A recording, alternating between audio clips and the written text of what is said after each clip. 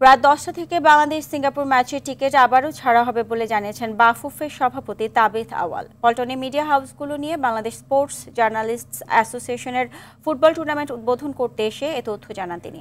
মানুষের ফুটবল উন্মাদনার কথা চিন্তা করে দেশের 8 বিভাগীয় শহরে ফ্যান জোন তৈরি করবে বলেও এ সময় জানান বাফুফের সভাপতি। টিকিট কালোবাজারি ঠেকাতে বাফুফে কঠোর নজরদারি রাখবে বলেও জানান তাবিথ।